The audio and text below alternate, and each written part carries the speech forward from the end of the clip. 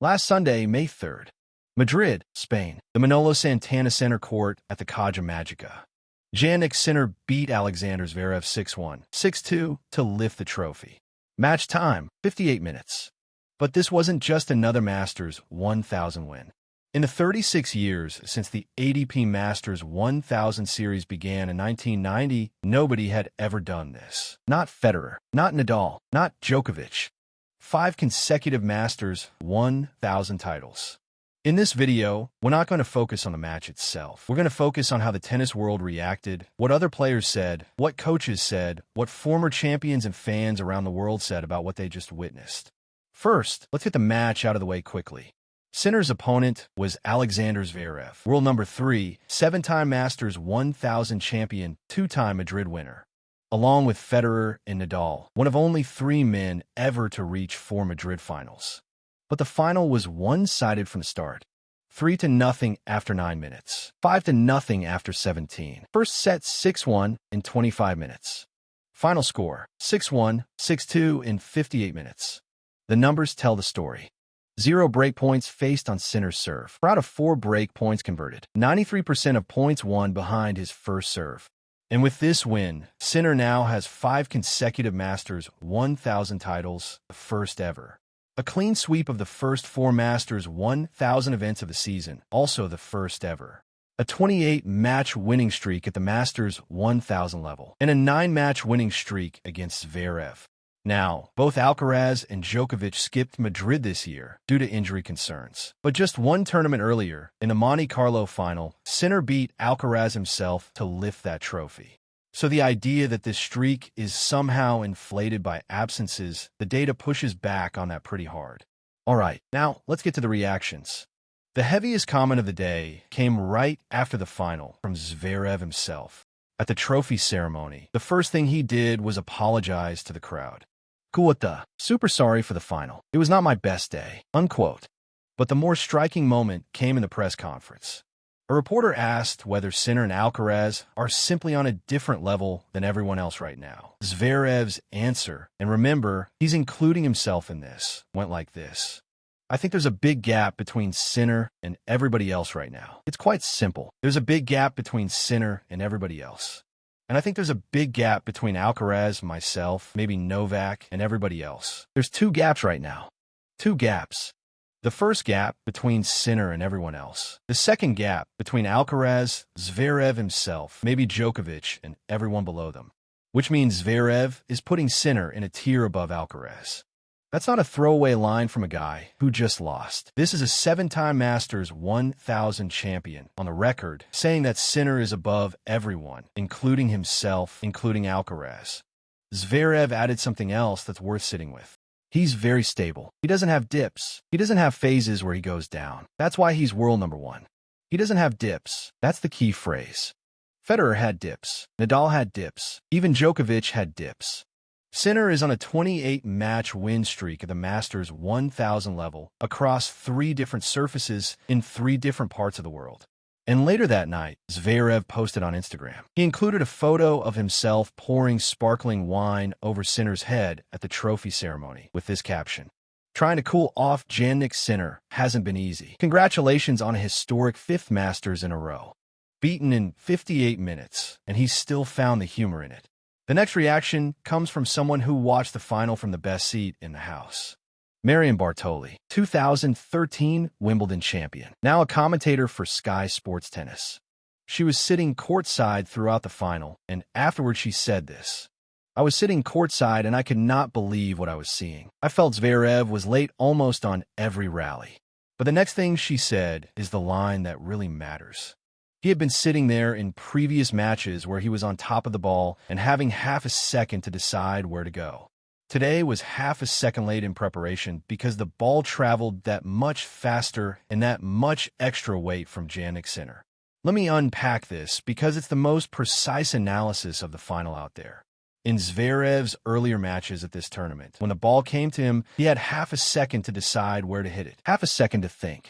But against Sinner, same Zverev, same swing, same preparation, that ball was arriving half a second earlier. Because of the speed, because of the weight Sinner puts on it. In tennis, half a second is enormous. It's the difference between choosing your shot and just trying to get the ball back over the net.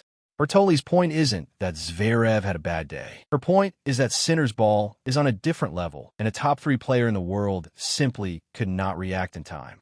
She summed it up on X. 5 Masters 1,000 in a row. Exceptional consistency, an impressive level of play that already defines this generation. That phrase is what stays with you. Let's go inside Sinner's team for a moment.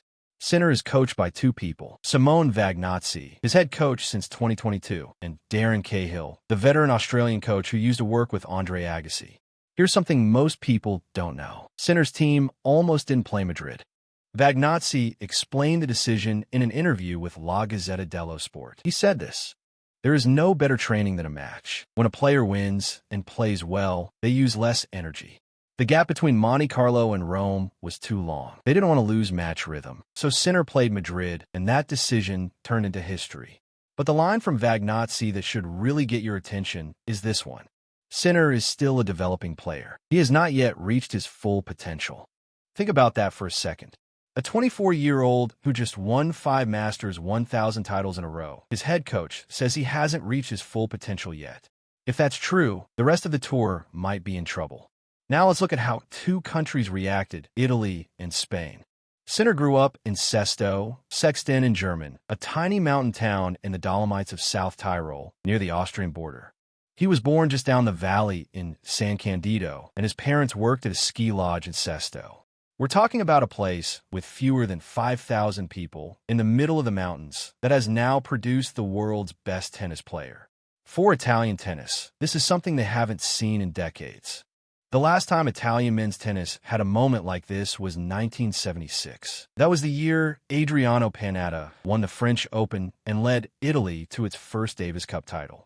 After Panatta, for almost 50 years, Italy didn't produce a single male Grand Slam champion, didn't produce a single world number 1.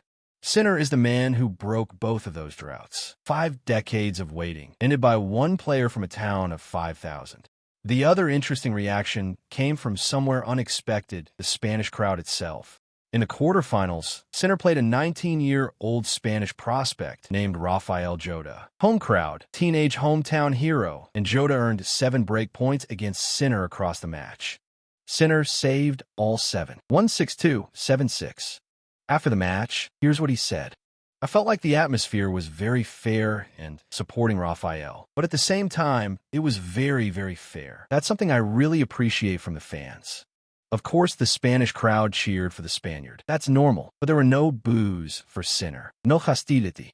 And Sinner returned the favor. When asked to sign a TV camera after the match, he wrote 2 words. What a player. A tribute to the 19-year-old who had just pushed him to 7 break points. Then, on Sunday, after winning the title, Sinner closed his trophy speech with this. "Next year, I will try to speak in Spanish. Thank you all." He doesn't speak Spanish. He speaks Italian, German, and English. But standing there in Alcaraz's home country, having just lifted Alcaraz's home trophy, he promised the Spanish crowd he'd learn their language for next year.